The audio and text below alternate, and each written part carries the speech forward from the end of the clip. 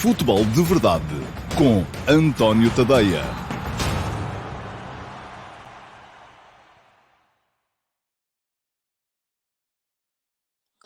Ora, então, olá, muito bom dia a todos e sejam muito bem-vindos à edição número 574 do Futebol de Verdade, edição para quarta-feira, dia 6 de abril de 2022. Ontem jogou o Benfica para a Liga dos Campeões, perdeu em casa com o Liverpool Football Club por 3-1. Complicou e muito aquilo que já era muito complicado, que era a eventualidade de poder ou não ultrapassar a poderosa equipa de Jürgen Klopp. Enfim, já o escrevi ontem, creio que no Twitter, durante o jogo.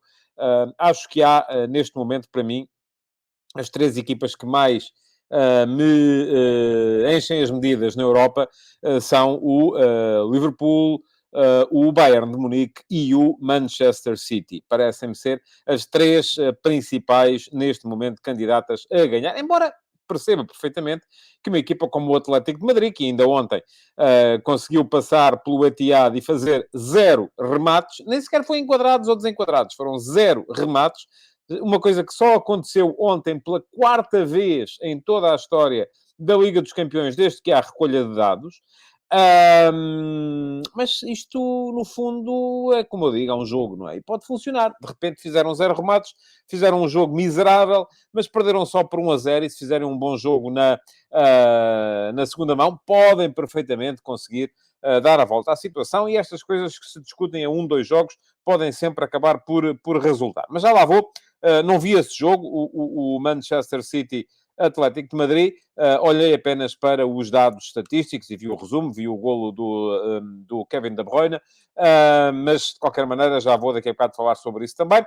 Para já, antes de mais nada, tenho que, e antes até mesmo de vos falar desse Benfica-Liverpool de ontem, vou abrir aqui, como é costume, o espaço para os vossos comentários e antes ainda recordar-vos que em tadeia.substack.com está todo o meu conteúdo jornalístico escrito. Portanto, se quiserem dar lá um salto, tadeia.substack.com, e está a passar em rodapé para quem vê o Futebol de Verdade via YouTube, via Facebook ou via Twitch. Quem vê via Instagram não tem essa possibilidade, e está aqui o Josias a dizer-me que não estou ao vivo no YouTube. Pois, Josias, neste momento não é nada já que eu possa fazer. Olha, se calhar hoje...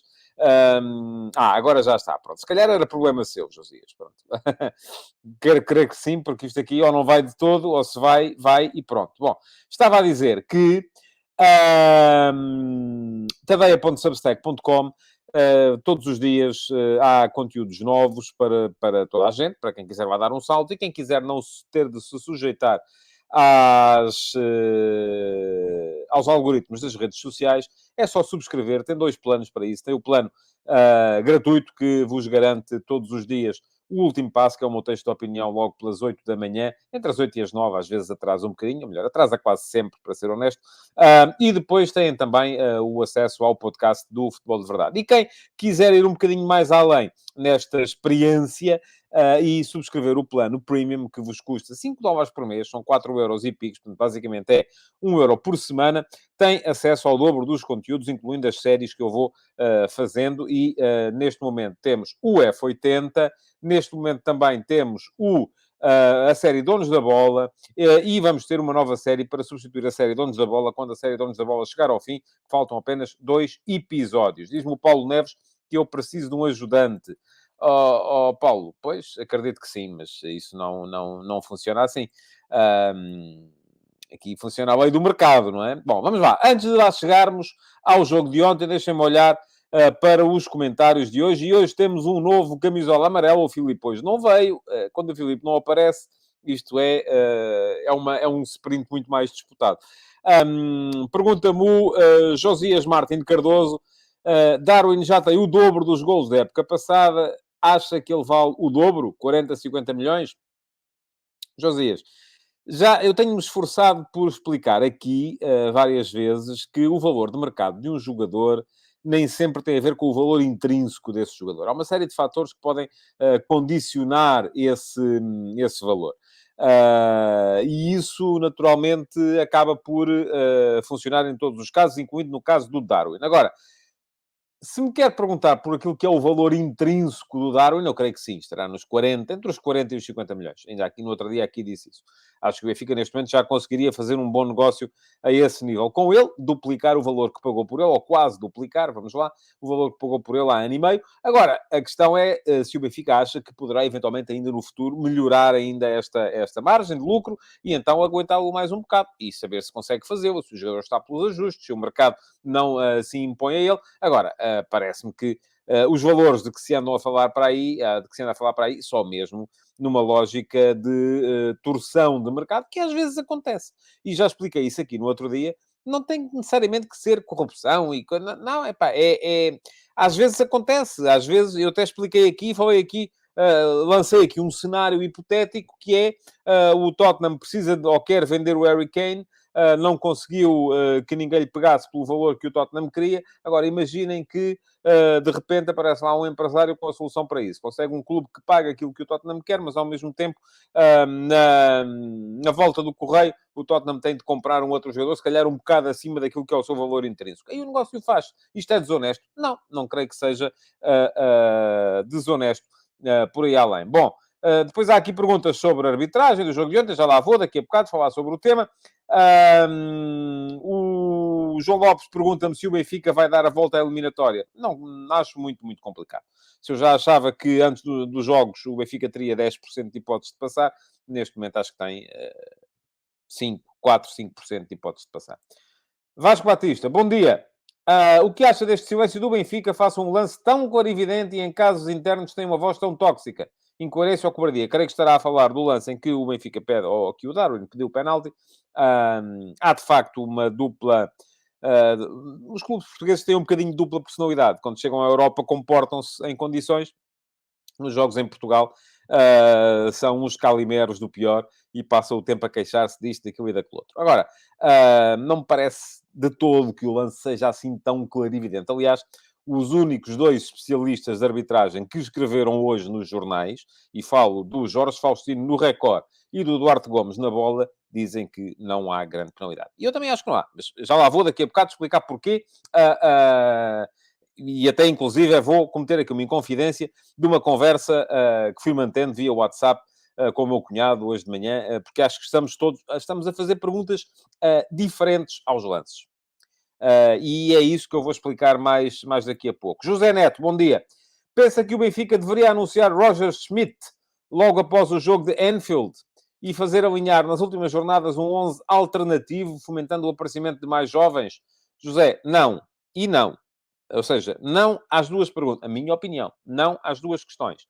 Se o Benfica devia anunciar Roger Schmidt logo após o jogo de Anfield, bom, enfim, não sei se já há acordo para que o Roger Schmidt venha a ser o treinador do Benfica na próxima época, mas não podemos ver a coisa só do lado de cá. Há um lado de lá também. O Roger Schmidt, mesmo que venha para o Benfica, e eu estou convencido que acabará por vir, está a discutir títulos com o PSV Eindhoven ainda. Portanto, estas coisas têm que ser geridas com mais alguma parcimónia. Quanto à outra questão, fazer alinhar nas últimas jornadas um 11 alternativo, fomentando o aparecimento de mais jovens, também lhe digo que não, porque eu não sou nada a favor dessa coisa de repente agora vamos meter aqui os miúdos para os miúdos. Não! Eles têm que jogar se tiverem condições para jogar. Sou contra todo e qualquer tipo de protecionismo nestas coisas. Porque senão depois, ainda hoje de manhã escrevi isto a propósito de uma coisa completamente diferente. Às vezes parecemos aqueles pais que fazem os trabalhos de casa aos filhos em casa e depois, quando os putos vão fazer os exames na escola, tiram más notas e nós admiramos-nos. Não temos que proteger os miúdos. Os miúdos têm que se impor se tiverem qualidade para se impor.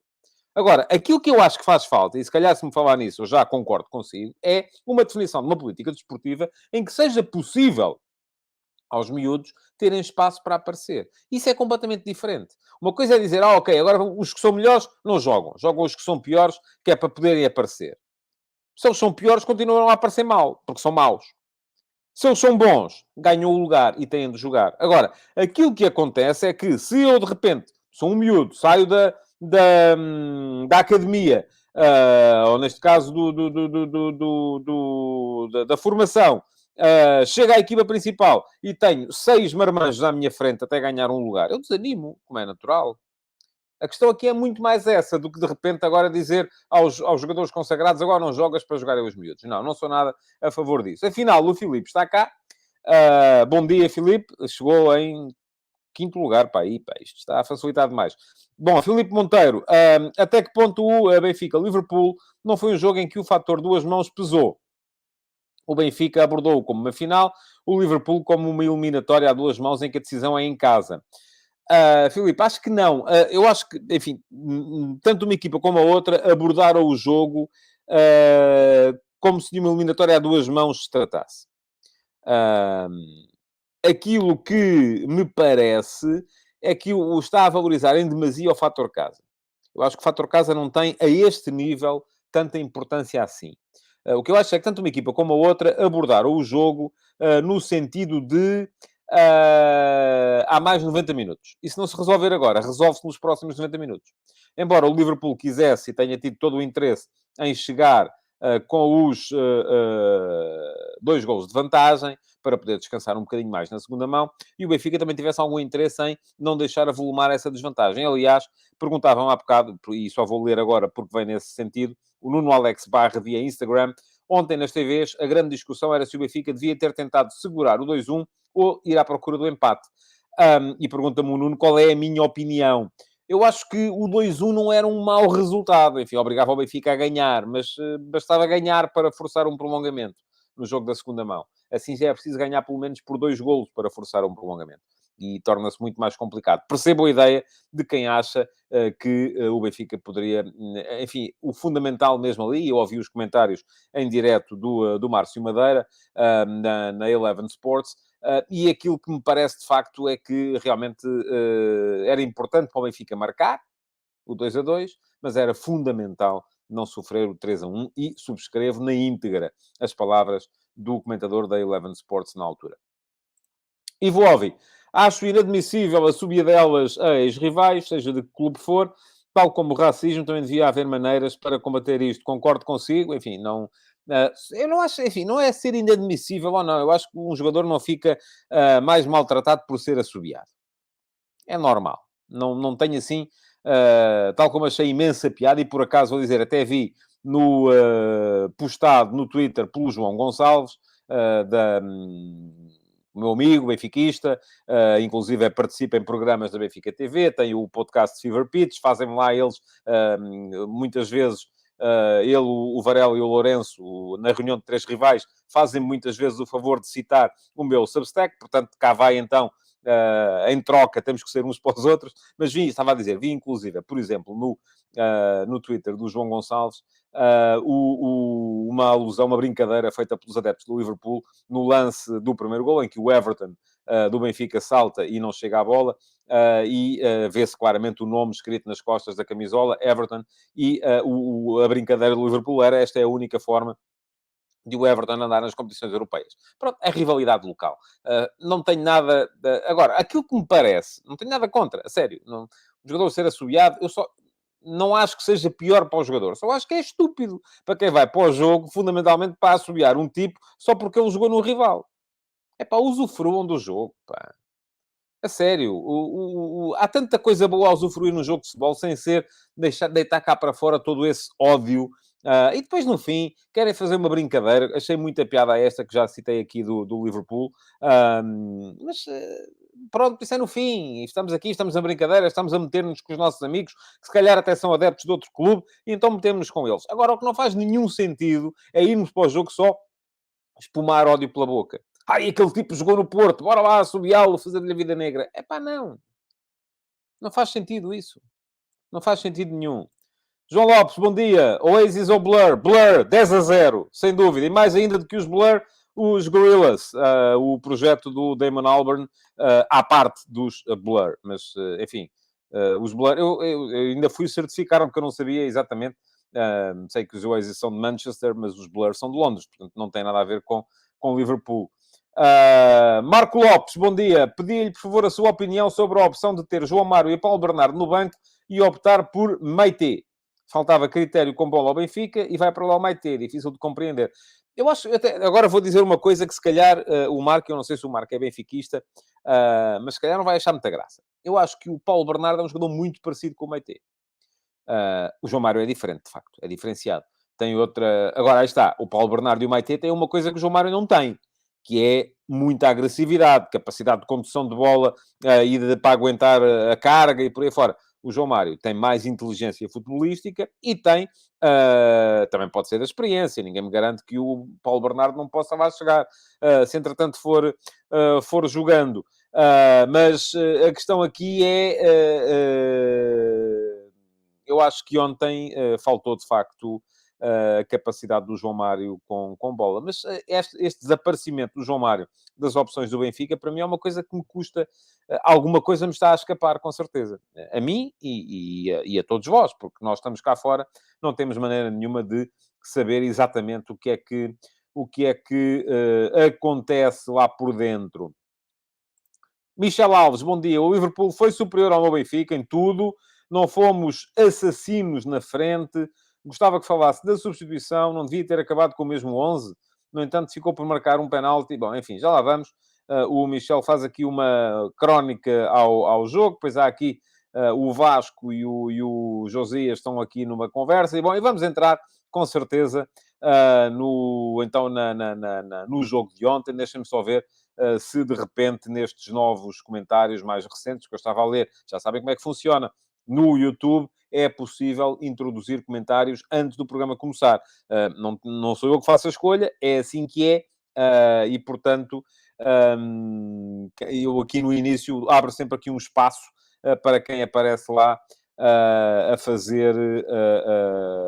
fazer comentários. O João Lopes diz que Oasis Live Forever. Ok, muito bem. Mais uma coisa em que estamos em desacordo. Aliás, deixa-me dizer, eu e o João, ontem tivemos aqui uma troca de comentários depois por escrito, e acabou com o João a dizer, então não comento mais e tal. João, eu não quero que deixe de comentar, eu é que tenho que aprender. E o Alcides Correia ontem, eu não sei se ele está cá hoje, inclusive eu falei com ele também sobre o tema, eu é que tenho que aprender a não ir tanto atrás dos comentários que aparecem a contestar a minha opinião.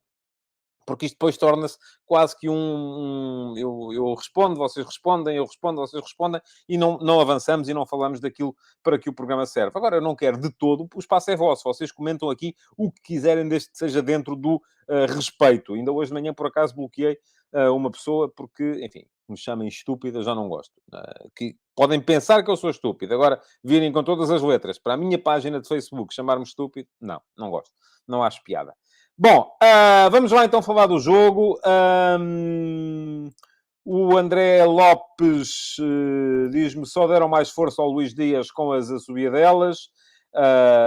Eu acho que isso também depende depois do jogador e daquilo que é a mentalidade e que é a cabeça de cada jogador. Mas pronto, vamos em frente. Vamos lá então falar do jogo de ontem. O Benfica apareceu com o 11 que eu esperava. Já estava à espera, precisamente disto. O Vlaco Dimos, depois com o Gilberto e o Grimaldo, com os dois centrais do costume. Com o meio-campo composto pelo Weigl e pelo Tarapte. E depois o Gonçalo Ramos a fazer terceiro médio e segundo avançado. O Rafa e o Everton nas alas e o Darwin como ponta de lança. Era o que eu estava à espera. Talvez não fosse o que eu faria. Aliás, não seria de todo aquilo que eu faria. A não ser que haja, de facto, alguma coisa lá que me esteja a escapar. Pergunta-me o Pedro Sousa se o meio-campo com Weigl e Tarapte não é macio. Não é o meu meio-campo. Mas, enfim, a questão não é tanto o ser...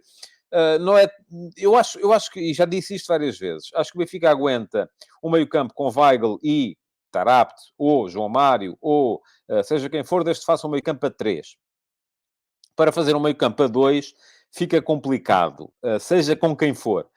Agora, a questão é que o Gonçalo Ramos faz muitas vezes esse tal terceiro médio. E, portanto, é isso que temos que perceber. Jogar com aqueles dois homens apenas ali complica. Mas a questão não esteve de todo, do meu ponto de vista, não esteve de todo aí. Muito bem. Mas estava a dizer, então o Benfica com esse 11 habitual, o Liverpool trocou muita gente relativamente ao jogo do fim de semana passado. apareceu o Alexander-Arnold, que até é mais vezes titular que suplente em vez do Joe Gomez, o Konaté em vez do Matip, o Fabinho e o Keita em vez do Anderson e do Jones, o Mané e o Dias também não tinham jogado. Enfim, portanto, muitas trocas, mas o Liverpool tem tem um grupo, eu diria 18, 19 jogadores, que aquilo entra um, sai outro e não se nota.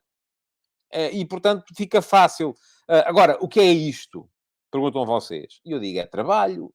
Isto é trabalho. Lembra-se do texto que eu escrevi ontem sobre o Liverpool, sobre o sucesso instantâneo do futebol em Portugal e aquilo que é a realidade lá fora?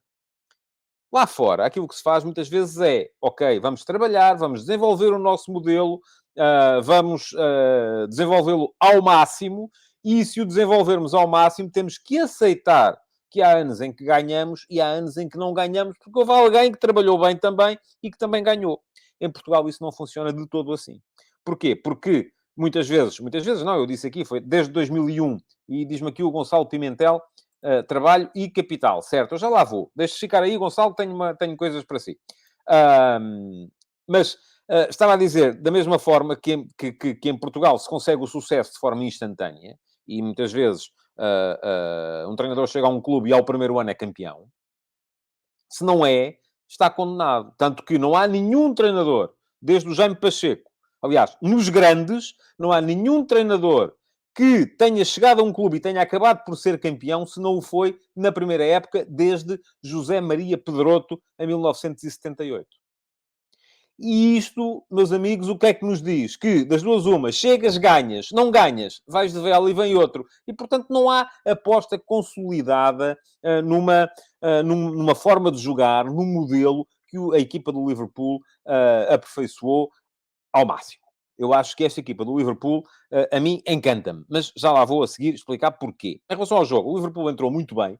A primeira parte foi de superioridade franca do Liverpool. Chegou ao intervalo com 2-0 e eu acho que o Liverpool ao intervalo depois cometeu o mesmo erro que o Ajax já tinha cometido na Luz. É que esta equipa do Benfica é uma equipa muito dura de roer. É preciso também valorizar isto. E está-me aqui a dizer... não, não é. É preciso valorizar isto. É preciso valorizar que esta equipa do Benfica, sobretudo nos jogos internacionais, esta época, tem aparecido e tem mostrado uma capacidade competitiva que depois não se lhe vê em alguns jogos em Portugal. E, tal como o Ajax no jogo dos oitavos de final, também teve uma primeira parte relativamente fácil, estava a ganhar 2-1, não era 2-0. O Liverpool terá chegado ao intervalo e terá pensado assim, ok, está feito, estes tipos, o que tinham para mostrar, já mostraram, bora lá gerir isto até ao fim. E iam-se tramando. Porque na segunda parte, o Benfica marcou cedo, e podemos dizer, ok, mas há ali uma falha do Konaté, senão... Certo, também há falhas dos jogadores do Benfica nos gols do Liverpool. O primeiro gol do Liverpool, o Everton, aquilo nem salta nem deixa saltar, está ali só a fingir. Não, e acabou por ser ultrapassado por causa disso. Diz o Ruben Lima, não se pode fazer comparação com o Ajax. Pronto, então eu não faço, amigo. Olha, desculpe lá, mas eu estou a fazer, lamento. Portanto, porque há uma similitude evidente. O Liverpool chegou ao intervalo e achou, já está. O Ajax chegou ao intervalo e achou, já está. Agora, qual é que é a diferença? É que esta equipa do Liverpool, de facto, tem muito mais categoria que a equipa do Ajax. E, portanto, tendo mais categoria do que a equipa do Ajax, quando se sentiu ameaçada, os jogadores do Liverpool vieram para a segunda parte com um bocadito de, enfim, um bocadinho mais complacentes, tal como o Ajax no outro jogo. Quando se sentiram ameaçados, o Klopp vai ao banco, chama o Henderson, chama o Jota, chama o Firmino, volta... E não é pelas substituições. Não é que o Henderson, de repente, fosse melhor, ou o Jota fosse melhor, ou o Firmino fosse melhor. Não, não tem a ver com isso. Tem a ver com sangue fresco, chamada de atenção, vamos lá recuperar a intensidade e a concentração. E a partir do momento em que o Liverpool recuperou a intensidade e a concentração, acabou por voltar a mandar no jogo e acabou por chegar ao 3-1 com alguma naturalidade na ponta final do jogo. Agora, o que é que... E esta é a discussão que nos leva a seguir, e eu sobre isso escrevi hoje de manhã. O que é que nos diz este jogo? O que é que valeu este jogo? Bom, para quem quiser a narrativa habitual dos nossos clubes, que é, diz-me aqui o Nuno Sousa, o Klopp meteu gelo no jogo e nas bancadas quando o parou para as substituições. Não sei se foi isso. O João Manuel Guerreiro diz que achou o Anderson bastante melhor do que os que lá estavam no meio-campo. Sim, na segunda parte. Porque na primeira os que lá estavam tinham feito uma excelente primeira parte. Na segunda é que não. O Alcides faz aqui um comentário grande, diz que após o 1-2, que só aconteceu porque o jogador mais fraco do Liverpool cometeu um erro, o Benfica foi com muita sede ao pote, a pensar no possível empate. E aí arriscou-se a sofrer um golo que viria a conseguir e não conseguiu mais porque o Odisseia esteve muito bem. Bom, o que é que nós tiramos deste jogo? A narrativa, e já a vimos repetida à exaustão nas redes sociais hoje, foi muito... Pergunta-me aqui o Rodrigo Costa no Instagram quem foi o homem do jogo para mim. Eu não vejo o jogo assim, não vejo o futebol assim.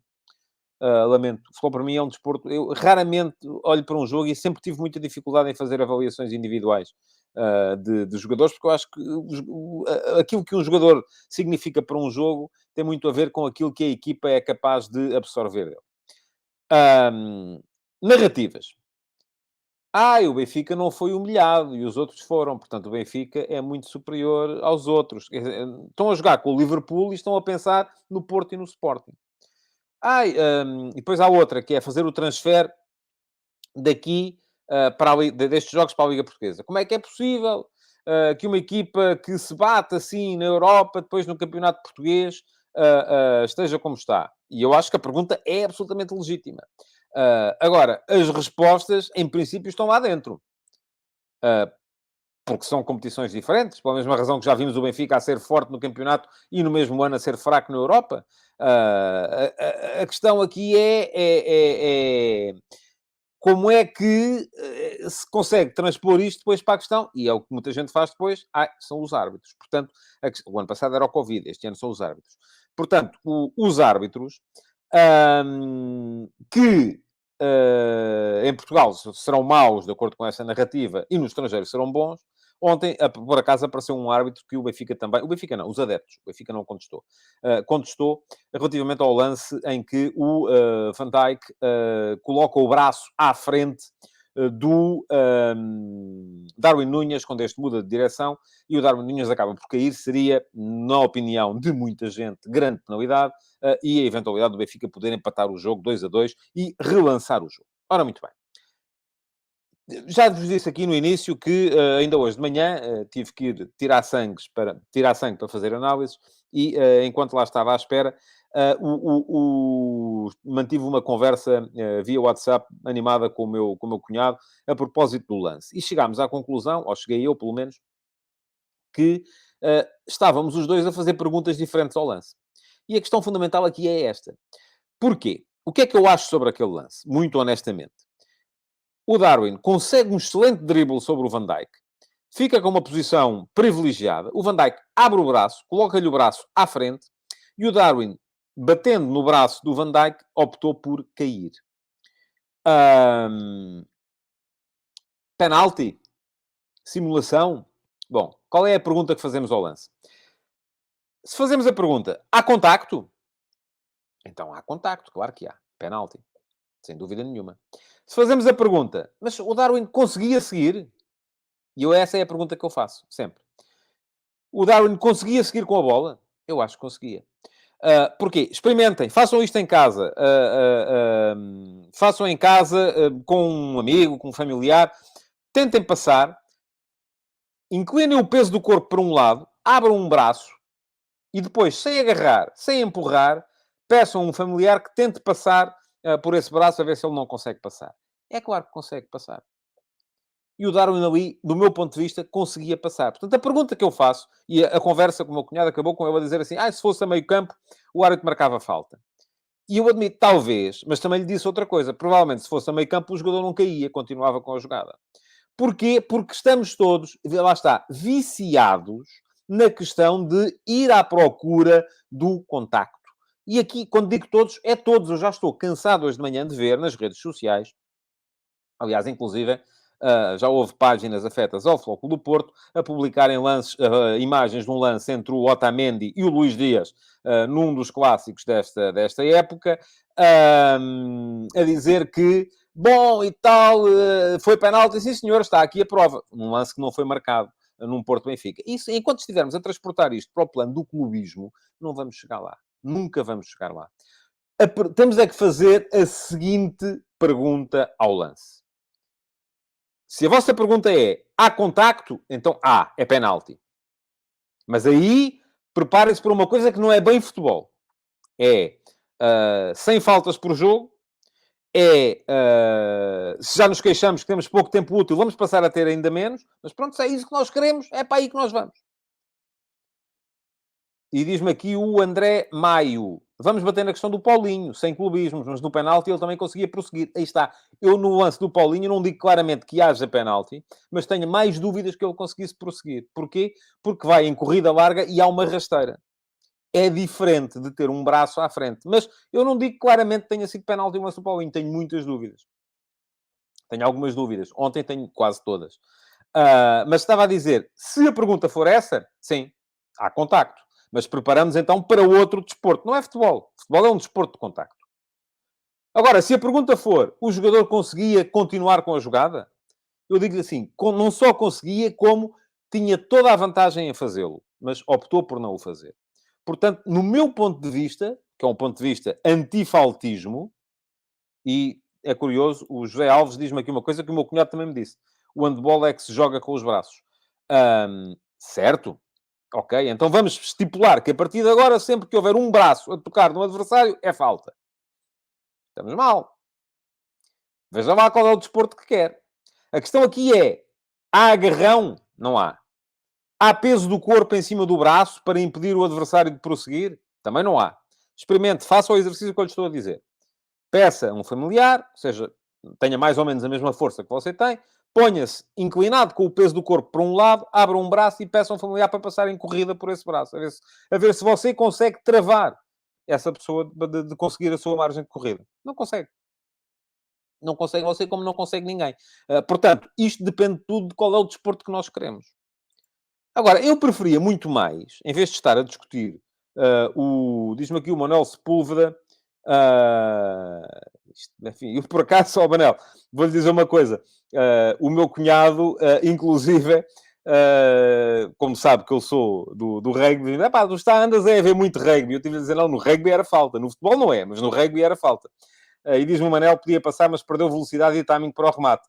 Podia ter sido marcado só porque o braço não deve lá estar. O contacto no futebol é legítimo, mas cada caso tem de ser avaliado pelo VAR. Pronto, e o VAR avaliou e achou que não era suficiente. Agora, temos que começar a desmistificar esta ideia de que no rugby vale tudo e no futebol não. Porque, enfim, nem uma coisa é verdade, nem a outra é verdade também. Bom, vamos seguir em frente. Porque eu preferia, em vez de estar a falar de lances de arbitragem, porque a questão depois é esta, é que depois os nossos clubes veem as coisas de uma maneira quando é a favor deles e de outra maneira quando é contra. Veem as coisas de uma maneira quando é na Liga Portuguesa e de outra maneira quando é na Europa. E isto é que não está bem. E não está bem porquê? Porque, eu já disse aqui, encanta-me de uma maneira extraordinária o futebol deste Liverpool. É a equipa que eu mais gosto de ver jogar na Europa, juntamente com o Bayern. Gosto mais do que gosto do Manchester City. Embora acho que os três são muito, muito fortes. E porquê? Porque o jogo do Liverpool, tal como o jogo do Bayern, é um jogo tem mais mudanças de ritmo, tem mais pontos de interesse. O jogo do City é um jogo mais se calhar até precisa de muito mais mestria técnica, mas não é a mesma coisa. Bom, mas eu ontem estava a ver o jogo na primeira parte e estava a pensar no seguinte: como é que é possível uma equipa que abre completamente no campo. O Liverpool tem sempre gente encostada às linhas laterais. E não sofre no jogo interior. Porque muitas vezes cá em Portugal aquilo que nós vemos é vamos reforçar o corredor central para não nos fazerem mal. Não, o Liverpool joga ao contrário, mete gente nas aulas, sempre, tem sempre 2 jogadores em cada faixa, a equipa está sempre aberta nos 70 metros de campo e, no entanto, no jogo interior, não sofre. E porquê é que não sofre? Várias razões, olha. Primeira, porque tem uma precisão com bola extraordinária. Aquele espaço de 40 metros não falham.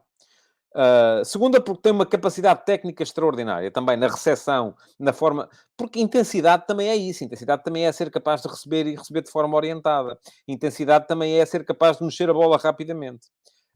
Depois, porque tem uma inteligência na definição de zonas de pressão quando passa ao momento defensivo extraordinária. Asfixia logo ali o adversário e não o deixa, no pouco tempo que o adversário tem bola, não o deixa fazer-lhe mal. E, finalmente, porque mete no jogo uma velocidade a que os nossos jogadores em Portugal não estão habituados. Ponto final. E não estão habituados porque estão habituados àquele jogo da falta e da faltinha. E por isso é que eu vos digo, querem esse futebol? Cada vez que há um braço é falta? Vamos a isso. Mas depois não se queixem, quando chegamos lá fora e o jogo corre, e os nossos não têm ritmo, não têm intensidade, porque não estão habituados. Como é que a gente resolve isto? Não é? Ora, como é que se resolve, como é que conseguimos, porque há muita gente a falar do dinheiro, e o Gonçalo Pimentel há bocado vinha aqui falar do dinheiro, que era o capital e tal, não sei o quê. É. Agora, o capital, volto a dizer, e digo isto aqui pelo menos uma vez por semana, vou pôr ali atrás, onde está o Apocalipse Now, vou pôr um quadro a dizer isto. O dinheiro não vai sair do futebol. Portanto, se nós queremos, nós não podemos queixar-nos do dinheiro. Inclusive, hoje havia malta que dizia assim, o Benfica perde porque o Luís Dias, em vez de estar a jogar cá, está a jogar lá, não é? Pois, está bem, mas se calhar o Luís Dias, em vez de, se não houvesse dinheiro no futebol, em vez de estar a jogar cá, estava a jogar na Colômbia. Também não era cá que ele estava a jogar, era na Colômbia. Portanto, nós estamos um bocadinho ali no meio da cadeia alimentar. E, portanto, o dinheiro não vai sair do futebol. O que nós podemos fazer é tentar ter mais, para evitar que os nossos melhores jogadores vão tão cedo parar aos clubes dos principais campeonatos. E o que é que nós fazemos para ter mais? Olha, eu vou dizer-vos o que é que nós não fazemos.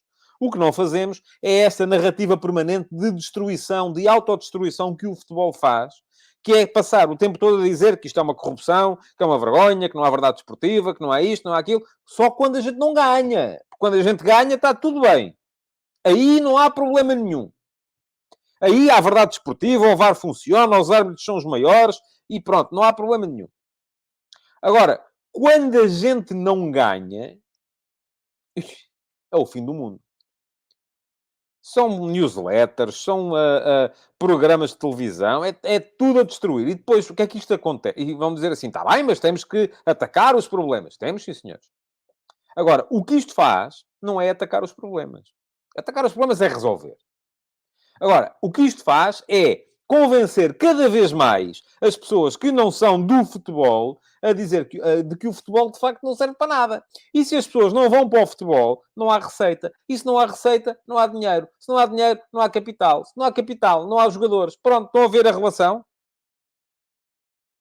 Portanto, se nós hoje, em vez de estarmos aqui a falar, e está toda a gente interessada em saber se é penalti, se não é penalti, se há contacto, porque é que abriu o braço, se agarrou, se não agarrou, era ficarmos a perceber porque é que há dinheiro noutros sítios e não há no nosso futebol. E depois, enfim, é a questão do capital, é a questão de se conseguir ou não aperfeiçoar o modelo, porque isso também é um problema. Os nossos clubes passam a vida a mudar, e o Liverpool joga assim há 4 anos. Eu ainda ontem escrevi. Há 4 anos o Klopp chegou e disse, bom, há 4 não, já há mais, há 5. Ou 6. Há 6 anos. E o Klopp chegou e disse, daqui a 4 anos estou aqui e espero ter um título. O Pedro Sousa diz que é carga fiscal. Também pode ser uma das questões. Admito que sim. Admito que sim. Não sei como é que é. Eu creio que a carga fiscal em Inglaterra não é mais baixa do que a nossa. Mas, não, enfim, não gosto de falar daquilo que não sei. E, portanto, não tenho maneira de confirmar isto ou de negar. Mas a questão aqui é... não há mais receita enquanto não houver menos vontade de destruir o produto que se está a vender.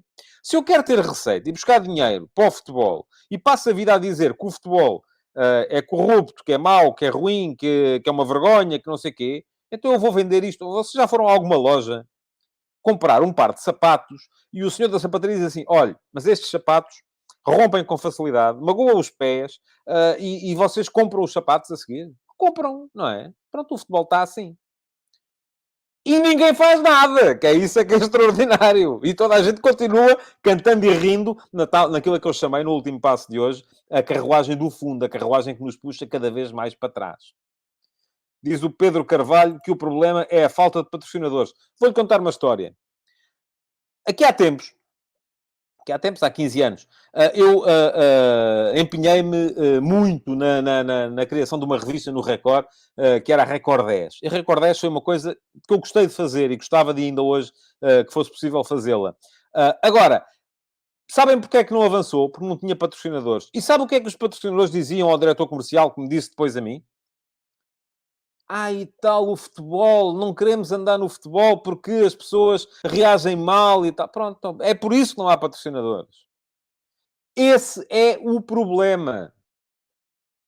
Mas vocês continuam, muitos de vocês, não são todos, continuam a deixar-se influenciar pelas narrativas tóxicas à volta do jogo que acabam por afastar mais gente. Diz-me o Mateus Bastos se eu posso falar um pouco sobre o jogo. Mateus, falei, já expliquei aqui porque é que o Liverpool ganhou. Já lhe disse, precisão com bola, ocupação racional dos três corredores, capacidade de passe e de recepção orientada, inteligência nas zonas de pressão, o que é que eu lhe diga mais? Velocidade, intensidade, não tenho muito mais coisas a dizer. Quero um relato do jogo. Não, o relato, isso toda a gente viu já ontem, não é? Eu estou aqui para dar a minha opinião. Venho dar a minha opinião sobre aquilo que foram as razões fundamentais para ter acontecido o que aconteceu. E foram estas. Não foram outras. Mas era o que eu estava a dizer. 3 questões. Mercado tem a ver com crescimento da receita. E não haverá receita enquanto continuarmos a afastar pessoas do futebol. Aperfeiçoar o modelo tem a ver com a rejeição do futebol de sucesso imediato. E com a noção de que, ok, não ganhamos, mas se calhar no ano seguinte ganhamos. Vamos aperfeiçoar aquilo que estamos a fazer. Intensidade máxima para que depois, quando aparecem jogos de grande intensidade, os nossos jogadores não se sintam pouco à vontade. E como é que se consegue isso? Menos faltas. Menos jogadores a caírem sempre que sentem um braço, sempre que sentem o bafo do adversário. E isto acontece com muita frequência, com demasiada frequência no nosso campeonato. Bom, estamos a chegar ao fim. Deixem-me só dizer-vos mais uma coisa relativamente ao outro jogo de ontem. O Atlético de Madrid chegou, assumiu um mínimo histórico, perdão, que foi um jogo sem qualquer remate na Liga dos Campeões. Já vos disse aqui, desde que há medição de dados na Liga dos Campeões, só houve 4 jogos em que uma equipa não fez nenhum remate. Nem sequer estou a falar de remates enquadrados. É nenhum, nem sequer ao lado. 0 remates. Foram eles o Victoria Pilsen-Barcelona de 2011, o Arsenal-Barcelona, ou melhor, o Barcelona-Arsenal de 2011, o jogo do Apoel com o Real Madrid em 2012 e ontem o jogo do Atlético de Madrid com o Manchester City de 2022. Portanto, 3 das 4 equipas que não permitiram ao adversário fazer um único remate são equipas de Guardiola. O Barcelona de 2011 contra o Victoria Pilsen e o Arsenal, e o Manchester City de 2022 contra o Atlético de Madrid. A outra foi o Real Madrid contra o Apoel em 2012. O que é que isto significa? Para já, um bocadinho no sentido daquilo que eu estava a dizer há bocado. O futebol do Guardiola é um futebol extraordinário, é muito difícil de pôr em prática, mas a mim aborrece-me mais um bocadinho do que este jogo do Liverpool ou que o jogo do Bayern. Porquê? Porque o adversário não joga. Não tem bola, não joga, não dá. Em segundo lugar, que o Atlético de Madrid foi miserável ontem no Etihad. Concentrou-se. Agora, o futebol permite isto, de facto. E atenção, volto a dizer, isto não é anti-jogo. Jogar em 5-5-0, como se diz, que eu não vi o jogo, mas como se diz que o Atlético fez ontem, é legítimo. É um aborrecimento. É. Se começarmos a ter mais equipas a fazer isto, as pessoas vão deixar de ver os jogos. É verdade que sim. Mas é perfeitamente legítimo. Agora, vamos a ver se... diz-me aqui o que o Real e o Inter também não tinham feito na primeira ronda dos oitavos, não fizeram enquadrados. Eu estou a dizer aqui, não fizeram remates de todo, nem sequer ao lado. Nem sequer ao lado. Eu isto estou-lhe a dizer porque fui ver. Não estou a falar de cor. Portanto, não é a mesma coisa. Mas ia dizer, a eliminatória vai em aberto para a segunda mão. E vamos a ver em Madrid como é que vai ser o jogo, porque é possível que o City acabe por ter de sofrer um bocadinho. Para aquilo que eu gosto do futebol, vou ser-vos muito sincero, espero que não. Porque gostava de ver, prefiro ver este City a ver este Atlético de Madrid na próxima fase da Liga dos Campeões. Bom, estamos a chegar ao fim, já ultrapassei o tempo hoje. Queria agradecer-vos por terem estado por aí, dizer-vos que podem continuar a comentar, partilhar, deixar o vosso like. E voltar amanhã para mais uma edição do Futebol de Verdade. Muito obrigado e até amanhã. Futebol de Verdade, em direto de segunda a sexta-feira, às 12h30.